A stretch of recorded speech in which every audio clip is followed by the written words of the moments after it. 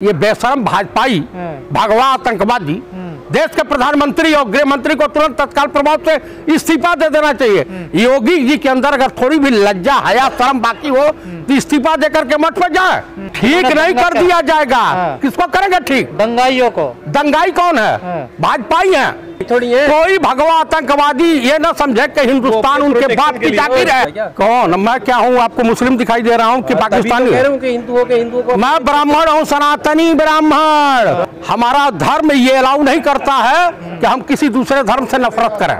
क्या जो है देश धर्म कर्म पे चलेगा या शिक्षा पे चलेगा? बिना दोषी के आप जाओगे बुलडोजर गिराओगे, उसका घर तोड़ोगे और उसने गुनाह किया ही नहीं होगा। 80% देश में हिंदू हैं, सनातनी हैं। अभी तक तो ना कोई बटा है ना कोई कटा है। सब लोगों ने मिलकर देश की अस्मिता की लड़ाई लड़ी। देखो हिंदुओं के यात्रा तो करवाए जा रहे हैं कि 80% हिंदू 20% से खतरे में हो गया। कौन सा हिंदू खतरे में हो? आप खतरे में हो, आप खतरे में हो, आप खतरे में हो। कौन खतरे में है? कोई नहीं खतरे में। 80% भारतवर्ष में हिंदू हैं और 20% मुस्लिम है। 20% मुस्लिम बेचारा क्या कर लेगा? वो तो ऐसे दबा दबा सा है कि कटोगे तो बटोगे। अरे तुम कौन हो काटने वाले? तुम कौन हो बांटने वाले हमको? मेरे हिंदू और मुसलमानों, इन धर्म के ठेकेदारों में मत आइए। आपका ईमान, आपकी अस्मिता, आपकी जागीर कोई हासिल नहीं कर सकता। अब आप लोगों को जागने की जरूरत है, नहीं तो आपको फिर से गुलाम बनाया जा रहा है। किसका गुलाम बनाया जा रहा है? अरे तानाशाह का गुलाम बनाया जा रहा है। और किसका गुलाम बनाया जाएगा? उत्तर प्रदेश के चीफ मिनिस्टर ने बहुत पहले बयान दिया था, अभी थोड़े दिन पहले, कि हिंदुओं बटोगे तो कटोगे। यही बयान दिया था। और उसके बाद प्री प्लानिंग इन्होंने कांड करवा दिया। अरे बीजेपी विधायक कह रहे हैं मेरे बेटे की जान खुद खतरे में थी। आखिर कौन किससे खतरा था? आपको पता है किससे खतरा था? बीजेपी के नगर अध्यक्ष से, बीजेपी के जिला अध्यक्ष से, बीजेपी के कार्यकर्ताओं से। 8 लोगों के खिलाफ उन्होंने एफआईआर करवाया है। किसी कांग्रेसी खिलाफ करवाया। बीजेपी वालों को ही मार रहे हैं। और क्या? ये बताइए कि वो रामगोपाल मिश्रा की जो हत्या हुई है वो किसके साथ हुई है? वो ब्राह्मण निरीह मार दिया गया। किसके इशारे में मारा गया? मारा गया? हिंदुवादी संगठन के इशारे पर, बीजेपी के इशारे पर। यह धर्म की रक्षा करते हुए मारा गया। धर्म की रक्षा बिल्कुल नहीं कर रहा था। उदंडता में, चढ़ावे में चला गया। आज जिसका खामियाजा उसकी बीवी, उसके पिता, माता पिता भुगत रहे। जिसकी औलाद चल जाए भरी जमानी में। धर्म के नाम पे हिंसा क्यों होती रहे? भाई ये बीजेपी, आप मोहन भागवत से पूछिए। मोहन भागवत को बांग्लादेश के हिंदू याद आते हैं। मोहन भागवत को एक बलात्कार बंगाल में याद आता। मणिपुर भूल जाते। मणिपुर उनको नहीं याद है। उनको हाथरस नहीं याद आता है। कुलदीप सेंगर नहीं याद आते हैं। चिन्मयानंद नहीं याद आते हैं। तो शोभा यात्रा में निकाले हैं हिंदू। भाई आप शोभा यात्रा निकालिए, उससे मतलब नहीं है। लेकिन आपके यात्रा से किसी गैर धर्म के मानने वाले को तकलीफ नहीं होनी चाहिए। ये मेरे कहने का तो पथराव क्यों होता है फिर? पथराव यही लोग किए। अभी दैनिक भास्कर ने जो स्टिंग ऑपरेशन किया है, पूरा तुम्हारा है धज्जी से धज्जी। ये बेशरम भाजपाई भगवा आतंकवादी देश के प्रधानमंत्री और गृह मंत्री को तुरंत तत्काल प्रभाव से इस्तीफा दे देना चाहिए। योगी जी के अंदर अगर थोड़ी भी लज्जा हया शर्म बाकी हो तो इस्तीफा देकर के मत में जाए।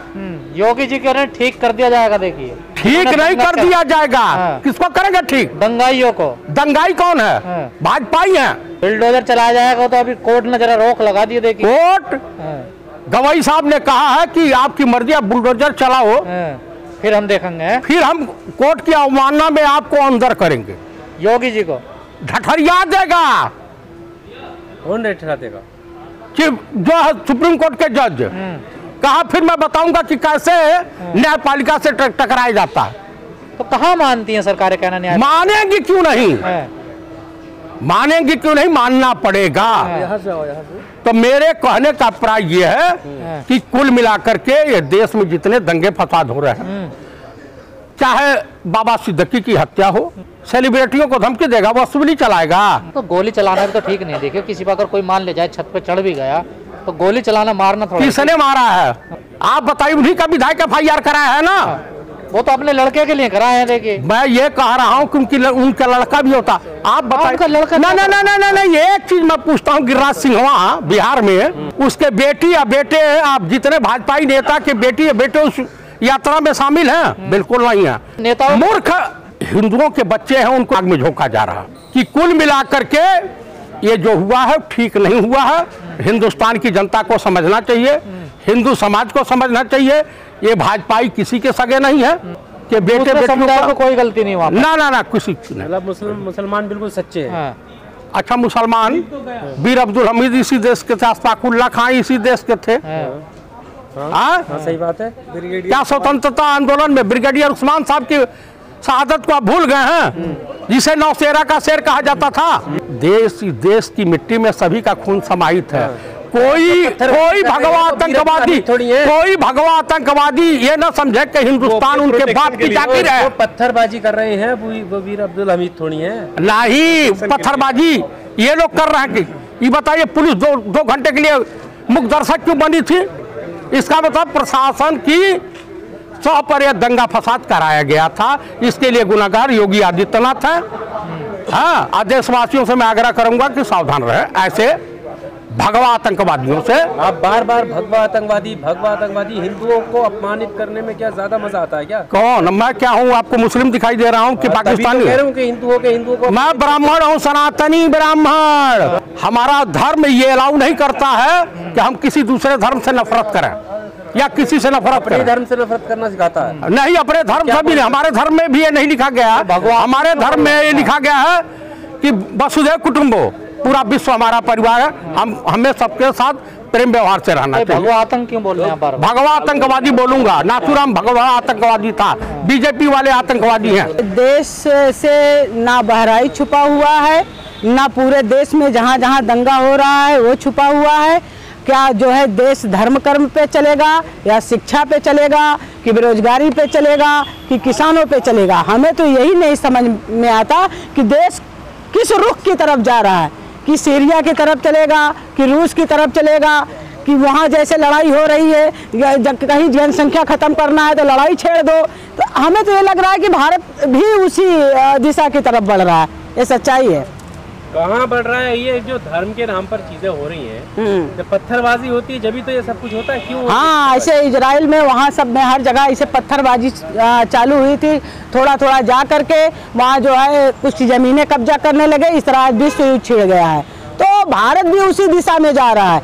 और रही बहराइच की घटना, तो अभी यही नहीं निकल के आ पा रहा है कि दोषी कौन है, दोषी कौन है, नहीं निकल के। और इसके लिए हम सर्वोच्च न्यायालय से मांग करते हैं कि सर्वोच्च न्यायालय जहां कानून व्यवस्था ध्वस्त हो जाए वहां आपका झंडा ऊंचा होता है।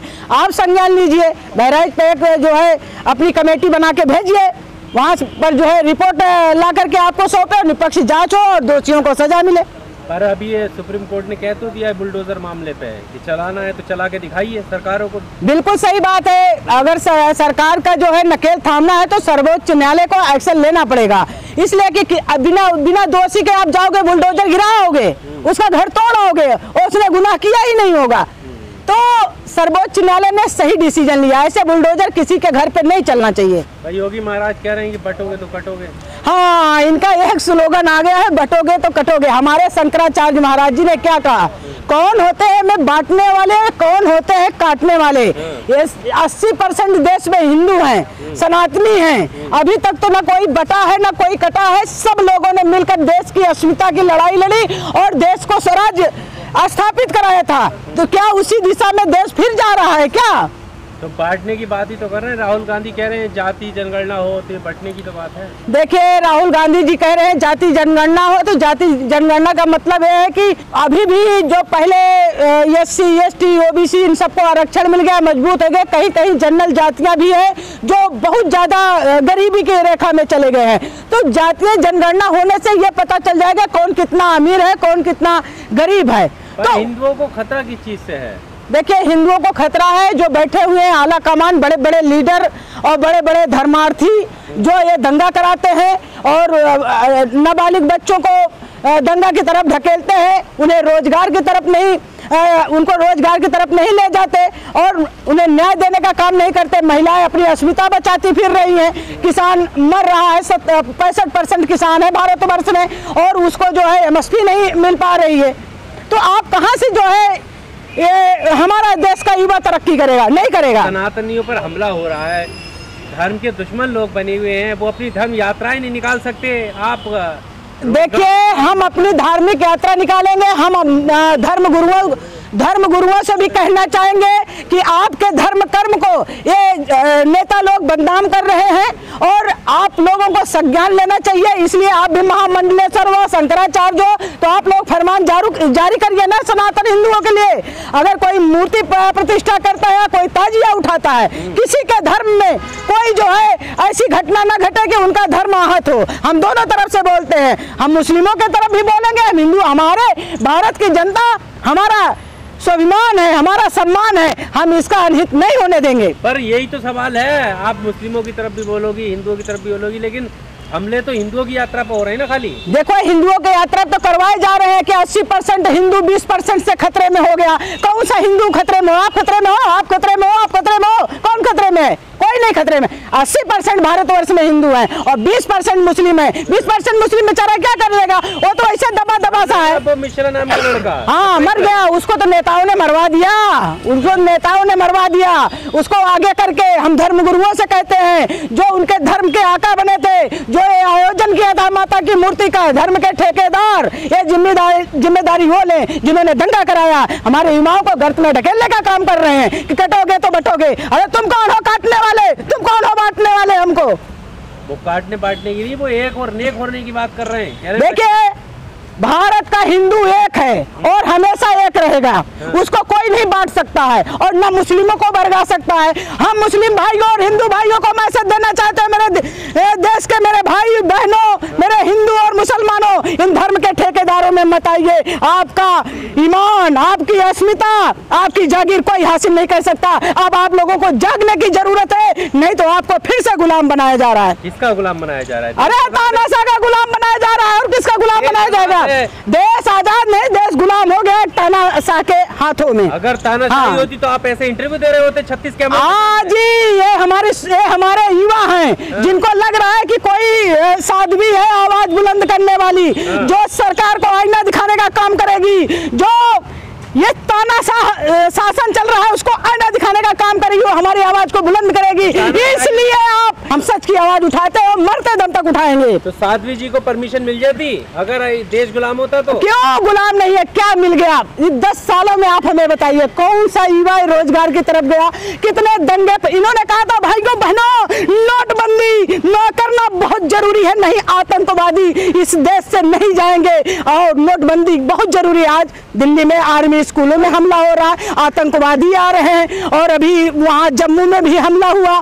तो ये आतंकवादी आ कहाँ से रहे? इन अपने वचनों पर, अपने जो इन्होंने वक्तव्य किया था हर जगह कि सौगंध मुझे इस मिट्टी की, मैं देश नहीं बिकने दूंगा, मैं देश नहीं झुकने दूंगा। अरे देश को तुम झुका भी रहे हो, बिचा भी रहे हो, पूंजीपतियों को, खजानों को भर भर के उनको विदेश भेज रहे हो और हमारा देश का युवा और इनको धर्म कर्म के नाम पर ढकेल रहे हो। और किसी का बेटा चला जाए, किसी की बेटी चली जाए, उसके परिवार वालों से पूछो, जब वो बच्चा उस घर में नहीं रहता है तो उसका दर्द क्या होता है। आप तो धर्म कर्म के नाम में धकेल नहीं रहे, हिंदुओं को जगा रहे हैं। जागा है हिंदू अगर सनातनी है, 80% हिंदू है तो शिक्षा पे ध्यान दे और अपने परिवार को स्टेबल करे। और धर्म हमारा है, कोई जबरदस्ती हमसे कुरान पढ़ा लेगा क्या?